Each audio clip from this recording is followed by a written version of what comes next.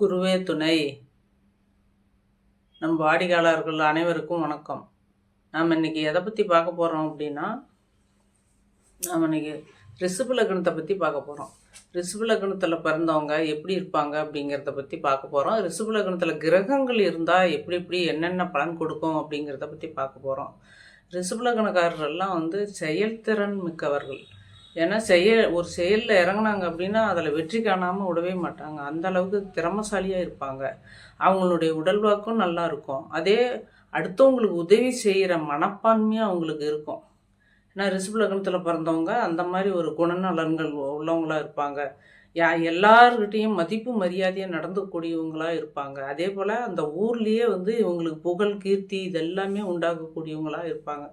அந்த மாதிரி எதில் அவங்க செயல்பட்டாலும் வெற்றி அடையக்கூடியவங்களாக இருப்பாங்க.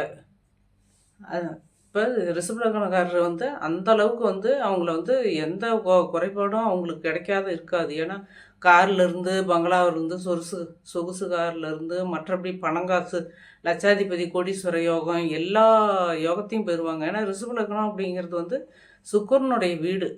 சுக்கிரன் தான் லக்னாதிபதியாக வராரு. அப்படி இருக்கிறவங்க ஸ்திரராசியாகவும் வருது. அப்படி இருக்கிறவங்க அந்த அளவுக்கு வசதி வாய்ப்புகளோட வாழக்கூடியவங்க. அப்போ ரிஷபத்தில் கிரகங்கள் இருந்தால் என்னென்ன பலன் அப்படின்னு பார்க்கலாம்.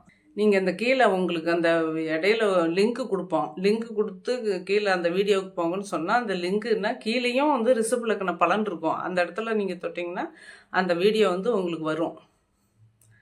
வாழ்க வளமுடன்.